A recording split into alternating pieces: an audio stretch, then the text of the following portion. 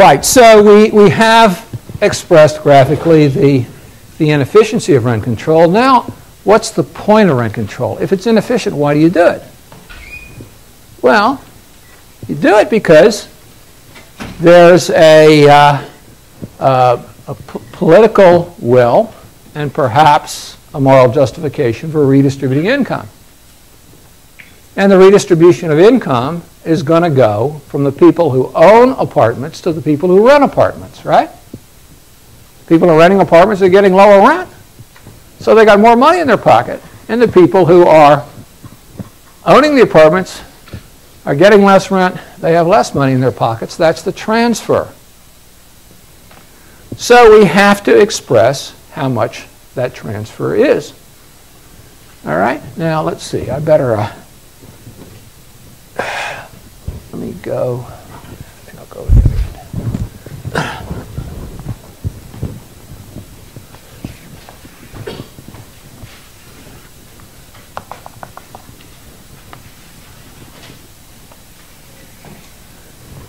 So,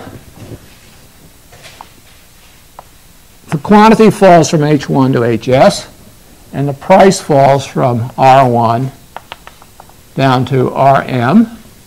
And what happens when that occurs? Well, if the market price had prevailed, if it had been allowed to remain, then for the HS units, for that many units, the renters would have paid R1 times HS, right? That's how much they would have paid. They would have paid R1 times HS, which is this rectangle here. And what do they actually pay? What they actually pay is RM times HS, right? So that means that this area here, let's call it A, that area there is the reduction in their total rents that they're paying for the HS units. And it's that amount of money that by which they are gaining, and that's what is being transferred. Oh, and I call it T. That'll be better. That's what's being transferred from the renters to the landlords. The original price was R1 for those HS units. The landlords got that money. Now the price has fallen to RM. This T is the transfer to the renters. So the reason for rent control is to accomplish that transfer at the cost of this efficiency loss. The transfer in general is always going to be a rectangle in these graphs, simple graphs, and the welfare loss is going to be a triangle. Now, you remember my example of the cost of redistribution. I said, suppose you have two deserts, a desert and two oases, and one has ice cream and one does not have ice cream, and you fill a bowl with ice cream from the desert oasis that has ice cream, and you send somebody running across the sands with it to the other oasis, and some of it melts, and that melt is the waste, it's the loss, it's the inefficiency caused by the redistribution. So this is what's melting. You're giving up this surplus, consumer surplus plus producer surplus, that is to say, the net gain to people who rent units, and the net profits of people who own them. For these units, H1 minus HS, that don't in fact get rented at all under rent control. That's the ice cream melting in the desert. So you melt some ice cream in the desert in order to get this transfer of T from the owners of apartments to the renters of apartments. And then the question is that worthwhile? Is it justified? Is it fair? Is it good? Does it make sense politically? Well, what's fair and good and what makes sense politically are different things. Clearly, it makes sense politically. And the reason it makes sense politically is because in Berkeley, historically, there were more renters than there were owners. So there were more votes for renters than there were for owners. And it's not unusual that people who are in the majority in the democracy vote for laws that redistribute income to themselves. For example, the homeowners all do that. You know, we have this strange rule in California, in the United States, called the homeowner's deduction. The homeowner's deduction means that you get to deduct the interest that you pay on your mortgage from your taxes. Renters don't get to do that. Why? That's politics. California, we have something even more advantageous to homeowners. It's called Prop 13.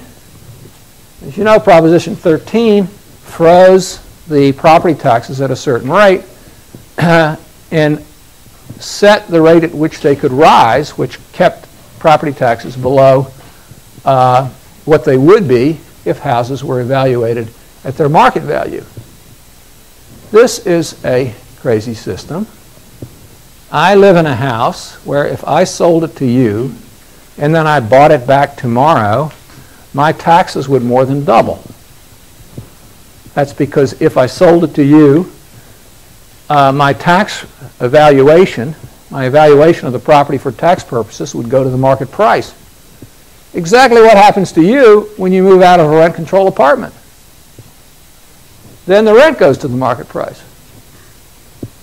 Now, as it happens, a lot of homeowners really like this Prop 13, just like a lot of renters really like rent control. And why is it that a lot of property owners like Prop 13? Why? Do a majority of people move from their house or stay in their house during any reasonable period of time? They stay in their house. So what we've got with Prop 13 is a tax on mobility with the money transferred to the people who are immobile. And that's exactly what rent control does with vacancy decontrol. It's a tax on people who are mobile transferred to the people who stay put. So there's plenty of apartments in Berkeley where the person who's living in them is paying a small fraction of the rent that you are paying because they're not students anymore. They came here 20 years ago and they're not moved out. It's a tax on mobility. Okay, well, this is interesting. I've always been interested in political matters and understanding the political basis of these programs. Yes? If we agree that the students are like novice investors, yeah, and that the people who are renting out these apartments, these big real estate companies, they know the actual value of the company, and there's some informational asymmetry that couldn't the rent control be correcting for that asymmetry? Could the rent control be correcting for asymmetry? Well, first of all, most apartments in Berkeley are not owned by big companies. There's a very, very dispersed ownership of real estate. In general, there's a very dispersed ownership of real estate. If you go to a country like, say, Mexico City, you find that even a lot of poor people own real estate. Okay? So that's one thing you should bear in mind. Now, the second thing is this. Information asymmetry is a very important idea because if there's asymmetrical information, you don't know how much something is really worth. That is to say, what you're willing to pay for it depends upon your perception of its value. And if your perception of its value is inaccurate, you may be misled and pay too much or too little, right? And this is important, say, with respect to used cars. There's a colleague in the economics department, George Akerlof, who won the Nobel Prize for a paper called The Market for Lemons. And lemons refers to bad used cars. It's cars that look pretty good, but they're not actually very good. And so he analyzed the market for used cars and made a fundamental contribution to understanding asymmetrical information. And you're asking if this could apply to rent control. And I really don't see how it could apply. Because it seems to me that when you go and visit an apartment and you look at it and you see where it is and all, you know pretty much what there is to know about it. And if you still need more information, you talk to the people who live there. So I don't think there's a serious information asymmetry problem. You can even find out a lot about the reputation of the landlord, whether he's going to give you trouble later. So I don't think rent control could be justified on that basis. I think it's basically a transfer. And if it's going to be justified, it should be justified on the basis that the recipients of the transfer have less wealth. And in addition, that the distortion, this triangle, is not too large. In fact, the distortion is quite large. So, for example, the population of Berkeley has declined by more than 10% since I came to Berkeley, and that's because of rent control. Because people who would rather not rent their houses and live in the full house than bear the inconvenience of renting some rooms to a student if they're not going to be paid enough money. With vacancy decontrol, we got a little uptick in our population. Yes. Are we considering that all houses are equal? Well, that's the simplification here. We're always dealing with simplification. So I said, imagine that an econometrician can construct such a thing as a standard unit of housing. The point is, we can do the analysis is not going to change if we have a heterogeneous housing stock. It's just going to be more complicated. So in economics, we're always trying to make things as simple as we can. Yes? Can you apply the same model to minimum wage? Can I apply the same to the minimum wage? Yes, you can, exactly. Because what the minimum wage does is it prevents some people from getting jobs. And those are the people for whom the value of their work to the potential employer is less than the minimum wage. So the minimum wage causes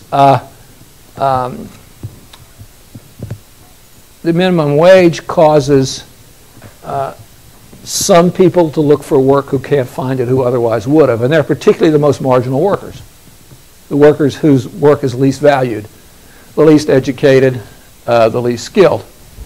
So I think the minimum wage does have some effect, but the question is, how large is it? As to say, if we estimate this triangle, how big is it? And there's a professor in the economics department, David Card, who's done a lot of work on that, and he doesn't think it's very big. So Card thinks that the minimum wage is justified because the transfer does benefit low-wage people. And in addition, the efficiency loss is not that large. That's what he thinks. Okay? It's very hard to find economists who will defend rent control. It's much easier to find economists who defend the minimum wage. The analysis is the same, it's just the numbers are different. Yes? That model shows that under the rent control with the excess demand, Yeah. we have those who are willing to pay more to get housing first. Is that what it assumes? No. I mean, well, okay. Does it assume that those who are willing to pay more get the housing first? Yes, it does. I think that's correct. But that does not necessarily happen. No, it does not necessarily happen. It is more complicated than that. And I think that's a very clever point. So I thank you very much for raising it. Simple models are always too simple for the world, but it's hard enough to think through with them. And if the demand is being fulfilled according to some random schedule along the demand curve, it really gets complicated. Thank you very much. All right, well, I don't want to spend any more time on this, but the underlying economics is important, and you're going to see plenty of that. So make sure you understand the dual nature of the demand curve, difference between willingness to pay and demand, the interpretation of the area under the demand curve. Make sure you understand what the surplus is. Okay, let's get on to chapter 3.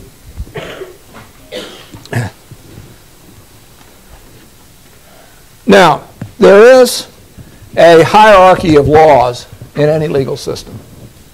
And in the United States, the highest law is what? It's the Constitution. It's the Constitution. The highest law is the Constitution. The highest authority for its interpretation is the court. Okay? The highest law is the Constitution. And in any legal system, there's going to be a highest law, which will usually be referred to as the Constitution. Now, there are some legal systems where there is no written constitution. Very few, but there are some. Does anybody know the leading example? Yes. The UK, exactly right. Britain does not have a written constitution. And this baffles Americans. How can you say you have a constitution but you don't have a written constitution? Well, the English like it that way, and they make it work. But very few other countries do. Virtually every country has a written constitution, which describes the division of powers at the most abstract level, and also the fundamental rights of the citizens. Now, below the Constitution, what's the next level? Statutes. Okay, good. I'll write statutes. Statutes or legislation, which is enacted by following the procedures of the Constitution. And to create a statute in the United States, you need a majority in both houses of Congress and the signature of the President, although there are some other ways of doing things, but that's the basic rule. Both houses of Congress and the President. Now, if you take Legal Studies 145, you'll learn all kinds of fascinating facts about the fact that we have a bicameral system and a presidential system and how that differs from other systems. But we're not going to go into that here. Okay, what's below statutes? What? Common law. Common law is below statutes, for sure. And when we say common law is below statutes, why do we say common law is below statutes? And what's that below? Yes? Precedents. Okay, well, go ahead.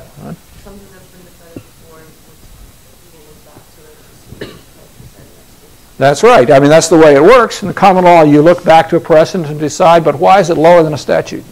Because common law can be replaced, but it should be changed by Congress whenever they pass it. Exactly. Whenever Congress passes a statute, it supersedes whatever the common law rule is. So if the common law rule says that if you breach a real estate contract, you'll have to pay expectation damages, and the statute says, no, you don't have to pay expectation damages. You have to pay damages based upon another basis, and here it is in the statute A, B, C, and D, then that becomes the law. Common law rule is out. Okay? Now, there is something in between here, which is really important. It's something that affects all of us all the time. What's that? Anybody? Anybody? Yes? Administrative law, that's right. Let's say regulations. Administrative law has a slightly different meaning, but we're subject to all kinds of regulations. Every day we confront the regulatory state with all the rules that are imposed, and most of those rules are not imposed they're imposed under the authority of a statute. But the system for creating regulations is uniform in the United States under something called the Administrative Procedures Act, the APA, and it specifies how you make a regulation. And it's not all that complicated. I mean, basically what you have to do to make a regulation in the United States is you have to announce that you're going to do it, and you have to give people time to comment on it, and then you have to look at the comments, and then you can promulgate the regulation. That's basically what's required. So in the United States, we have statutes that are for which the actual details for how it's going to work are spelled out in regulations, which are promulgated by the authority of the statute.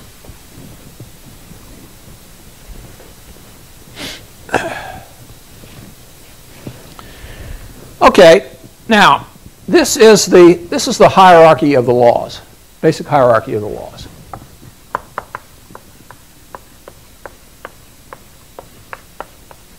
Now, we also have a division of powers, right? In the U.S., the division of powers, according to the Constitution, creates three branches of government, and they are the executive, the legislature, and the judiciary, right? So they are the president, the Congress, and the courts. And in the simplified understanding of their functions, the Congress makes the statutes,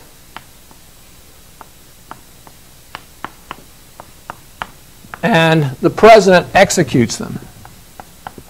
And executing them very often involves turning statutes into regulations.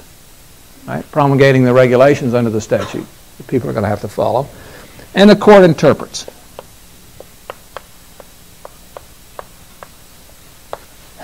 Now, if you go to law school, you're going to start out studying the common law. Common law, training in the common law is considered the beginning, basic part of your legal education. Now, if the common law is the least important in the hierarchy, if it's subordinate to the others, why is it taught first in law school? Yeah. Isn't that what you need to pass the bar? Yes, that's good. Yeah, to pass the bar, you need to know quite a bit about the common law, and you need to know quite a bit about statutes and regulations, too. So certainly what's taught in law school is what you need to pass the bar, although the extent to which you're taught what you need to pass the bar is greater if you go to a lower level law school than if you go to higher level law school, right? Higher level law school is not trying to train you just for the bar. Lower level law school is just trying to get you to pass, right? Okay, so why is the common law given such primary place in law school if it's the inferior law in the hierarchy? Well, yes. It's the biggest and the easiest to change. Okay, well, that's a good point. I'm not sure whether it's the biggest. I'm not quite sure how to count. Certainly as important to us in our daily lives, because property contracts and the law of accidents, torts, are all, at least in their origins in the common law. They've been much modified by statutes, but still they're sort of basic common law subjects, and that affects an awful lot of what we do. So I think that's a pretty good answer, but actually what I'm looking for is something like this. The common law is judge-made, right? It's judge-made law. And what other law is judge-made? Well, I didn't really list any other form of law that's just judge-made, right? But what is the case is that the courts are the final interpreters of the law. So the courts can make law through interpretation. And when the courts make law through interpretation, that can be very powerful, because if the courts give an interpretation of the Constitution, they say this is constitutional and this isn't. For example, a few weeks ago, the Supreme Court said that mandatory insurance or the payment of a penalty is constitutional in the field of health. This was the basic challenge to the Affordable Care Act, Obamacare, is that it requires everyone to either have minimum insurance or to pay a penalty. And this was challenged as unconstitutional, and the court, by a 5-4 vote, found that it was constitutional. However, in that same decision, the court found that the provisions in this act with regard to Medicaid, which is medical care for poor people, was unconstitutional. In particular, the bill prescribed that all states had to extend Medicaid coverage according to a formula based upon poverty, and they had no choice. And the Supreme Court said, nope, that's out. It's unconstitutional by 7-2. Now, when the Supreme Court decided that that was unconstitutional, what would the President and the Congress have to do if they wanted to overturn that decision by the court? What would they have to do? They'd have to amend the Constitution. The court's the final interpreter of the Constitution. That isn't in the Constitution itself, but that's the way we understand the Constitution. And when the Supreme Court says that the Medicaid provision of the ACA is unconstitutional, there's no way that the American government, the Congress, the President can change that unless they amend the Constitution, which is almost impossible. Because amending the Constitution to propose an amendment for consideration requires a two-thirds majority in both houses of Congress or in two-thirds of the state legislatures. And then once it's been proposed, in order to ratify it, three-quarters of the state legislatures have to agree to it. And that's almost impossible. We don't have a lot of constitutional changes. Now, in this respect, there's another constitution that's very, very different that you all should be very familiar with as well. And what constitution is that?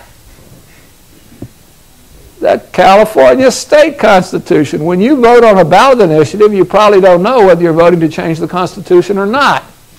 You may be voting to create a statute, or you may be voting to change the Constitution. The only difference is how many signatures were collected. So we change the Constitution in California all the time by simple majority vote through the ballot initiative process.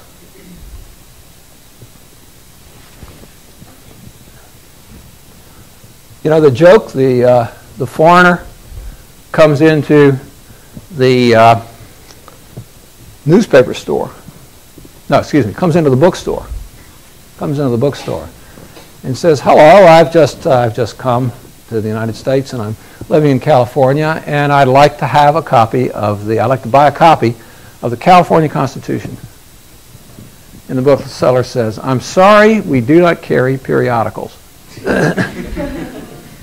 The Constitution is changing all the time here for California, but it almost never changes for the U.S. Now, the fact that the U.S. government can be based on a Constitution that almost never changes is really quite remarkable. I mean, that was a remarkable document, a remarkable gift to the world. America was the first mass democracy. Most people thought that you couldn't have a very large democracy. It wouldn't work in the 18th century. People understood you could have small democracies like city-states because they'd existed since ancient times. The ancient Greeks had democracies in some city-states. But a mass democracy with a lot of people voting had never been tried until we tried it and we made it work. Of course, it took us 2 goes. We started with the Articles of Confederation as our first constitution, and they were a failure. And then we adopted the Constitution that we have today, which has been a remarkable success. Now, it's true, it's not, it was not originally nearly as complete a democracy as it is today. Women couldn't vote. There were slaves, and slaves couldn't vote. So the franchise was restricted. The states had the right to decide who could vote, and they often, the usual rule was based upon property ownership. So as a consequence, we didn't have as much of a mass democracy as we do today, but we had something that the world had never seen before, and the darn thing worked. It's just incredible. I mean, most new ideas fail. Most mutants die. Most young businesses, startup businesses, go bankrupt. That's the way it is in the world. But this Constitution of ours was incredible. It actually worked. And it's very hard to change, and that means the Supreme Court has enormous powers of interpretation, so that judge-made law is not just common law, it's also the law made by interpretation. And when you go to law school, you're taught the common law first because you're trying to understand judicial reasoning, how judges reason when they make the law. And later that'll be useful to you when you start studying constitutional law and want to understand how the Constitution works.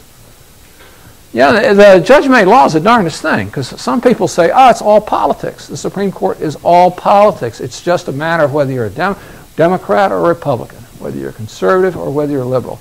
And that determines everything. Well, it doesn't actually determine everything. There's more to it than that. The interpretation of documents like the Constitution is it really is a remarkable thing to study and to appreciate how it's done. Because it's not simply politics. Everybody thought that Justice Roberts would decide against the constitutionality of the minimum coverage provision in the Health Care Act. He would decide that it was unconstitutional, and he didn't. He found the opposite. Well, there you go. It's the darndest thing. You give a person one of the most powerful jobs in the United States. You give him complete security for life, such that he can't be removed, and he starts acting as if he were free. How do you like that? That's the darndest thing. That's what the independence of the judiciary is about. The judiciary, once you're on the Supreme Court, you've got nothing to do but do what you think is right. Because you can't get any more money or you can't get any more power. And nobody can get at you. You got nothing to do but do what you think is right. And what you think is right is very much influenced by your political philosophy. Of course it is. It should be. On the other hand, it's not just that. What's right does not simply reduce to what the political party needs that you favor. So there you go. Judge-made law it's made by judges through the common law process and through interpretation. And of course, the interpretation of the Constitution is the hardest thing to undo because an amendment to the Constitution is almost impossible. The interpretation of statutes is easier to undo because if Congress doesn't like the way the Supreme Court interpreted a statute, it can enact a new bill. And when it enacts the new bill, it will change what the law is in the way it wants it to be, enforce the interpretation that it required from the court. So it's much easier for the political process to overrule the court's interpretation of a statute than it is the court's interpretation of the Constitution. Now, in the world, there are two great democratic political systems and two great systems of law. And the two great political systems are the presidential and the parliamentary. They're the presidential and the parliamentary, and they differ from each other with a lot of interesting consequences. And what's the difference? What's the difference between a presidential system and a parliamentary system? Look at this. Look at this. The division of powers. What's the difference? Somebody? Yes. In the presidential system, usually the head of state is not tied to the parliament. Yes. In the United States, the Congress, they're not tied to the cabinet. Yes. But in the parliamentary system, usually they have their own candidate elections from their own party. That's exactly right. So what happens in a parliamentary system is the parliament elects the executive, the leader, the prime minister. In most systems, the prime minister is the leader of the largest party in the legislature, or if not the largest party, he's the leader of the coalition that's created consisting of a majority in the legislature. So as a consequence, the executive must be a member of the legislature. He must be an elected member of the legislature. Whereas in the presidential system, the executive cannot be a member of the legislature. See, the President of the United States doesn't go down to Congress very often. That would be considered bad form. The President is not supposed to be down there in the halls of Congress. When he comes, like with the State of the Union address, it's a big deal. It's a big event. Whereas the British Prime Minister is in the House of Commons all the time.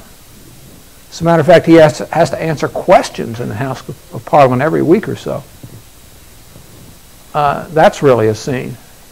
Now, one of the things about the British parliamentary system you may notice is this. That they don't always get great prime ministers, but they always get prime ministers who are good on their feet and who can talk well. Not like the U.S. Sometimes we've elected presidents who are not very articulate. I'm not going to name any names, but you may be able to think of one. one who was not good on his feet, was not very articulate, could never have been the British Prime Minister, because the British Prime Minister has got to stand up in Parliament and defend his policies before a House in which the minority asks extremely hostile questions, and you better be clever or you're not going to succeed.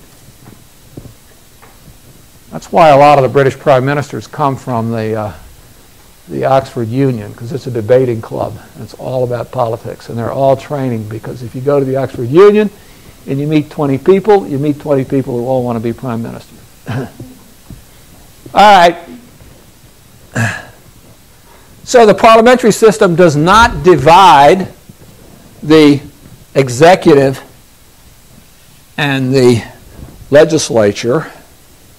Yeah. The executive and the legislature, they're all there together. And the presidential system does divide them. And if you study Legal Studies 145, you'll learn about a lot of consequences of that are quite interesting, particularly consequences that had to do with the courts and how they act. But that's another class. Now, presidential and parliamentary are the two democratic political systems that differ in the division of powers. There are also two systems of law in the world, and the two systems of law are common law and civil law. Now, civil law is kind of a strange word, because it really has two meanings. If you say it's a civil law country and not a common law country, what you mean is the legal system ultimately is traced back to the French Revolution and the codes that were created in the French Revolution. If you say it's a common law system, what you're saying is, no, there was no revolution that overthrew the tradition of judge-made law. You see, in the 17th century, all over Europe, judges made law. Every place had common law. And in France, the revolution, which ultimately brought Napoleon to power, overthrew that system of law. The revolutionaries in France were hostile to judges. They thought judges were an intimate part of the old regime, and they wanted to create a new regime. So they formed committees, and these committees drafted fundamental laws for contracts, for property, for torts, for a lot of things. And the system whereby you have committees, usually of legislators, jurists, and intellectuals, who write down basic laws for private dispute resolution, for disputes in which the plaintiff and the defendant are both private citizens. These are the laws of property, the laws of contracts, the laws of accidents. When those are formed,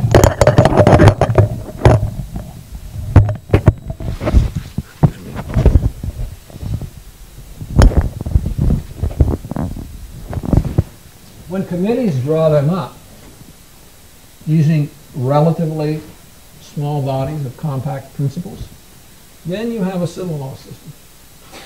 In the common law system, the judges just make it up on the fly based on precedent. So in France, when you decide a case in contracts, a contract dispute, you refer to the code. You justify your decision on the strength of the code, and you don't often refer to precedent. You don't refer to what was done in the past by courts of appeal. Whereas in America, you refer to the common law, the decisions that were made in the past by past courts that constitute precedent. So these are two different systems. Now, in America, we also use the term civil law, but we use it in a different sense. Civil law can be contrasted to the common law, and then you're thinking Britain versus France. All the countries that were once British colonies in Africa, in North America, in Asia, they have common law systems by and large, because they didn't have revolutions that overthrew them. They didn't overthrow the British tradition. All those countries that were colonies of France or Germany, or who were inspired by France and Germany, have civil law. What does China have? Does anybody know? Is China a civil law country or a common law country? It's a civil law country, that's right. It has a code system. Now, of course, China also has something else, which is socialist law. The communist revolutions also remade aspects of the legal system, and they created socialist law. You could say that's the third system of law. However, in China today, much of the law is civil law, and it's based upon the German code. German code is considered especially modern and good. Same thing is true in Japan or in Korea. So, most of the world has either adopted the common law or the civil law systems, kept them in place, and they work in a somewhat different way. One of the great things about economic analysis of law is it applies to them both. It applies to them both equally. Some people have the strange idea that economic analysis of law is about common law, that it works for common law and not for civil law. And this strange idea arises because the economic analysis of law was invented in the United States. The United States developed economic analysis of law and continues to be the world leader in the economic analysis of law. And so some people think, oh, well, it works in the United States because it's a common law country. This is entirely false. The economic analysis of law, I would say, is more successful in Germany than it is in England. And England's a common law country, and Germany's a civil law country. In fact, economic analysis works everywhere because it's about incentive. The laws of supply and demand don't change when you go from Germany to England. It's the same laws. It's the same books. If you study microeconomics, no matter what country you're in, you're going to use a set of books which are used in other countries as well. They're not tied to any particular national system. Now, the law is much more local than that. The law is different. You can't pass the German bar by studying for the American bar. Now, you can pass the New York bar by studying for the California bar. They're not very different. How we maintain that similarity is itself another story, a very interesting story. But you can't study for the German bar. You can't prepare for the German bar by studying for the American bar. It won't work. The legal systems are too different. But the economic analysis is the same. I go to Germany quite a bit, and I go to lectures there, and there's no problem. Right away, I understand what they're talking about. At least at the level of principle. Sometimes there's particular institutional differences. Differences in the way the administrative state organizes itself that have to be explained to me that I don't understand. But the basic analysis is the same. So, the economic analysis of law applies to the two great systems of law, the common law and the civil law, equally. There's no reason why it should work better in one than the other.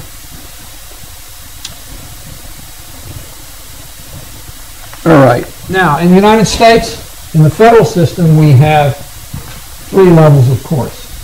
Right? We have the Supreme Court, which is the highest court. And then the country is divided up into circuits. There are 13 circuits. And the circuits each have a court of appeals. In California, we have the Ninth Circuit. The Ninth Circuit is very large. It includes the Northwest and Alaska and Hawaii. Now, this term circuit, that's kind of a strange word, isn't it? Does anybody know where the term circuit comes from? Yeah. That's right. The judges used to move around, literally on horseback. So what it is you have some local magistrate, and if there was a dispute, he'd solve it until a certain judge came through, and then you'd have a final resolution of it. So the circuits were, courts of appeals were very often organized as circuits because they had to cover a fairly large area. And in addition, they didn't meet all the time. Below the circuits are the district courts. And the district courts are the first courts of, you could say, the trial court. So let's see, we have the Supreme, the Circuit Court of Appeals,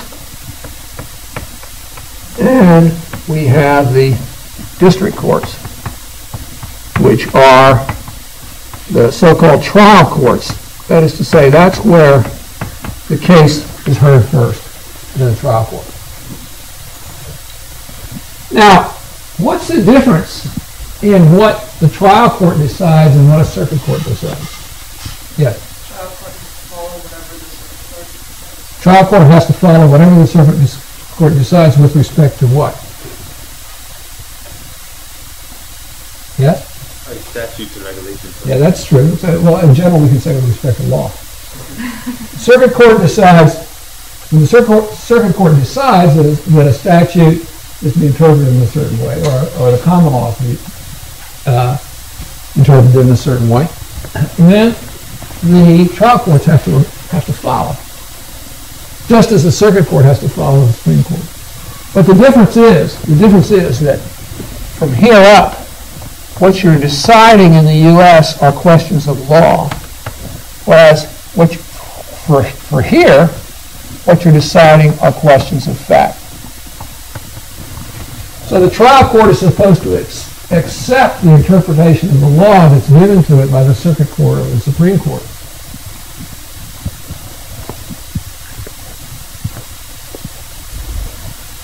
However, the trial court decides the facts, and the Court of Appeals, the appeals court, the Supreme Court, they accept the facts as decided by the trial court. The trial court, once the trial court decides the facts, that's it.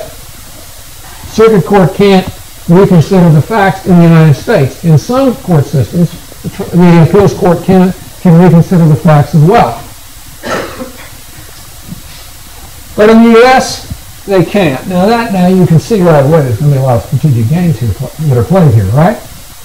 Because if you're at the trial level and you think the plaintiff should win, you're the judge, you think the plaintiff should win, but you're afraid the circuit court would want the defendant to win. Then what you want to do is you want to decide that the plaintiff should win on the basis of facts, such that they're impermeable to questions of interpretation of the law. That way the appeals court can't undo what you decided. Right? And it goes the other way too. Because if you're the appeals court, and what you want to get, say the trial court decided the plaintiff should win, and you want the defendant to win, then you want to interpret the law such that certain facts are matters of law, right? The boundary between law and fact is being moved by the judges as they compete to try to decide what the outcome will be. Yeah. Well, why do you only hear about higher courts sending the cases back down? Okay, well, they send the cases down because if the lower court makes a mistake of law, then the appeals court may say, okay, you got the law wrong, I'm going to send it back down, and when I send it back down, now you have to reconsider the facts because you didn't consider the facts that are the right ones to consider with respect to what the law really is. Understand? You focused on the wrong things, so now you've got to decide the facts again in light of what the true law is. Okay? Sometimes they send it back, sometimes they don't.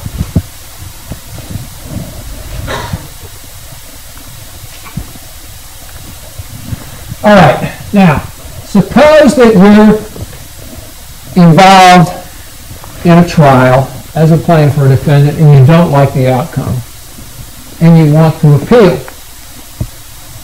does the appeals court have to hear your case? Yeah.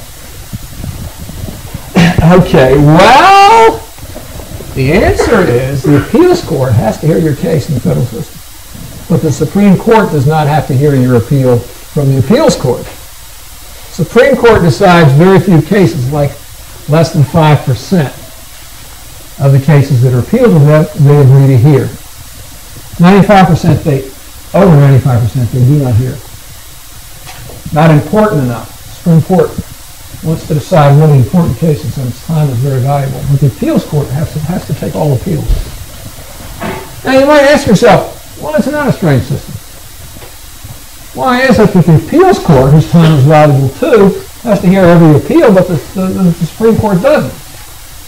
And the answer is very simple, I think. I think the answer is very simple. It's because the Supreme Court made up the rule. The Supreme Court likes that rule. See, that means they get maximum access to every case that they want to decide. They get maximum access to the cases that they want to decide because the appeals court can't leave the decision at the district court by turning down the appeal.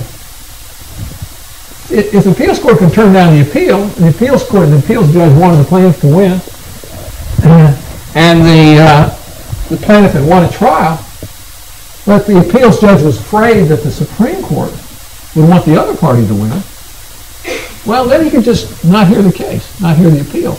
And then there wouldn't be anything to take to the Supreme Court. So I think it's probably maximizing the discretionary power of the Supreme Court, which the Supreme Court likes. But that's an extremely cynical interpretation. James, do you think that's ridiculous?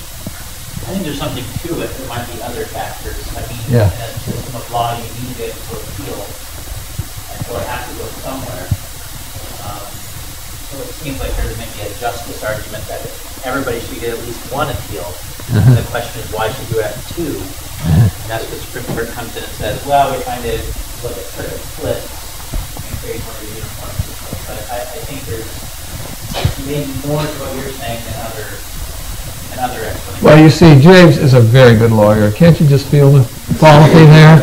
You see, well, there's something from the other point of view, but really the larger truth rests with you, Professor Cooper. Yes, well, thank you very much, James. I think that was a very good answer. I'm sure it's all true.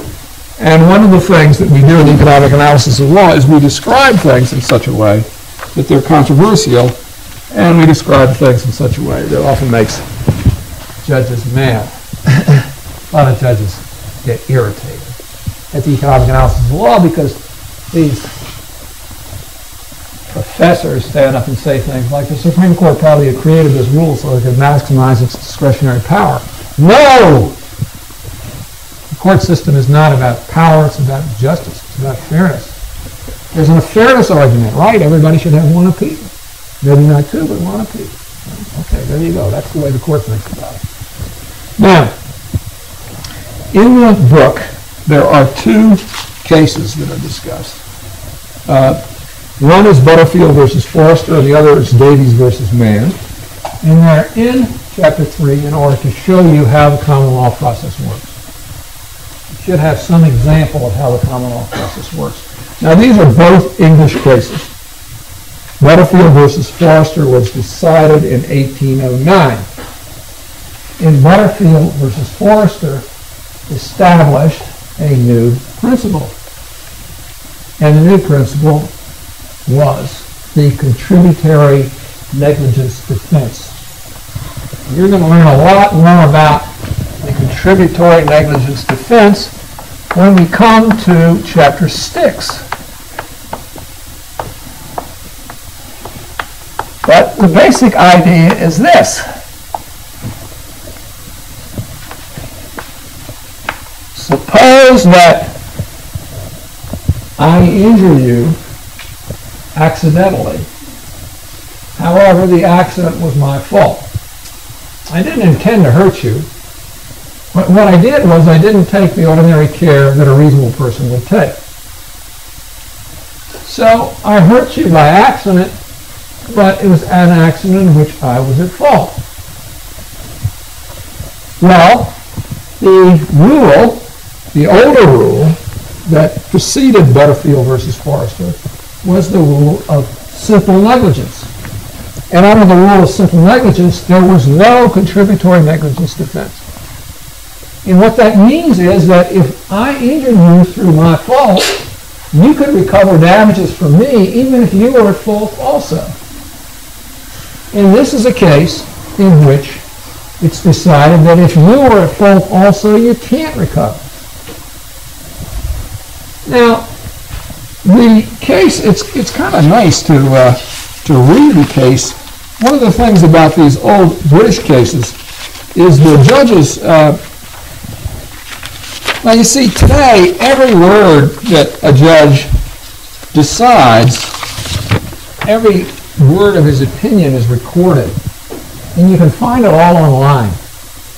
It's just a great system that we have. There are two large companies, two private companies that provide this service, and if you go to law school, you'll learn all about Westlaw and Lexis and how to access cases and find out what the law is. And it's great stuff. But in the 19th century, they didn't have a system like that, and the decisions, important decisions, were written down, but they were recorded rather haphazardly. They were not recorded systematically, and nothing like, not nearly as complete as in the U.S. There are still some cases in the U.S. that aren't written down, but almost all of them are. But when they wrote down a case in the old days, they tended to make it simple and clear. So they're real nice to teach from. One of the problems with American education is you all are taught to write so poorly. I'm sorry, but the level of literacy in Cal students has gone down seriously. It's very upsetting to me. There's a simple reason for that. It's because teaching you to write takes too much work from professors. See, writing is really hard. You have to write, you have to practice and practice and practice. And when you practice, it has to be criticized. And that's the rub. Criticism takes a lot of time. I had to write an essay a week for 4 years. That was my main homework for 4 years in 2 different colleges.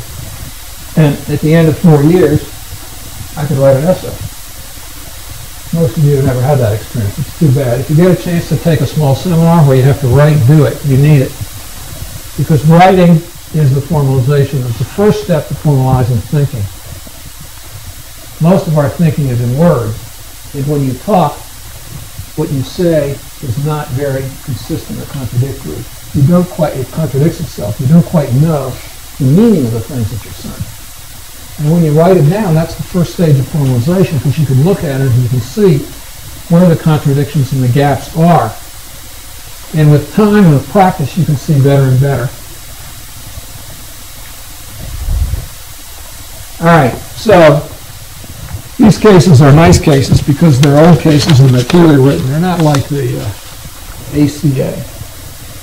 For example, the Affordable Care Act, Obamacare, 1,000 pages. 2,000 pages? It's Dodd-Frank, it's 1,000. Right? Thank you. James says 2,000. What's the answer, James? It's almost 2,000 pages. Almost 2,000 pages. Okay. All right, well, Dodd-Frank, which is the financial reform, is 1,000 pages. Now, that's not the right way to write a statute. I mean, statutes need to be simpler and clearer than that. And achieving simplicity and clarity takes a lot of time, a lot of effort. Americans are not very good at it anymore. Supreme Court isn't even good at it. Okay, so what we've got is, we've got this, these 2 cases in which the first one establishes the principle of comparative fault. And what happened was really quite simple. What happened was there was, I want to make sure that was going to switch. Yeah. Okay, what happened was this guy was fixing his house. And so what he did was, this is the road, and this is his house over here. So what he did is he put a pole partway across the road because he wanted to put materials and stuff here that he was working with. And it was perfectly clear if you were coming down the road, you just had to go around it, right? So somebody came from a tavern. Some say he had a little too much to drink. Some say he hadn't had too much to drink. But what was clear is that he was riding his horse pretty fast. And it was twilight. He couldn't see that well. And he ran into the obstruction. Bam. Fell off, hurt himself badly. Then he sued. So he sued the homeowner. And the court said, yes, it was negligence to put that pole across the street like that at that time of night. That was a negligence thing to do. Shouldn't have done that. He's at fault. However, we're not going to hold him liable anyway because of contributory fault. There's contributory negligence because that guy was riding his horse too fast. Big news. The law's changed. Suddenly, if somebody sues you, you have a defense. You say, okay, I was at fault, but he was at fault too. And if you prove he was at fault, then you get off. Okay, Davies versus Mann, 1842, very similar case. Only in this case, it had to do with a donkey, which the English call an ass. So there was an ass that was tethered along the road. And what happened was his forelegs were tied together so he couldn't run fast. And then he was set out on the highway to eat grass. This happens in much of the world today. Sometimes, I actually know somebody whose relative was killed by running into a horse in Southern California who was grazing along the highway. The big problem with that reservation, the Apache reservation, White River reservation too. So the problem is that people have animals and and there's grass along the highway that looks pretty good to eat. But if you set the animal loose on the highway, you might have an accident. So this donkey was tethered, and the person came in a carriage down the highway, ran into the donkey. All right? So, again, it was a case of contributory negligence because the carriage was going too fast. Looks like the same case, but the court reached the opposite view. And the reason that it reached the opposite view is because they introduced a doctrine that then was adopted all over the common law world called last clear chance. And what they said was this: it's true that both parties were negligent. However, the negligence of allowing that donkey to eat so close to the road happened before the negligence of the guy who was driving the carriage too fast. The guy who was driving the carriage too fast had the last clear chance to avoid the accident. So if you're contributory negligent, but you have the last clear chance to avoid the accident, then in that case,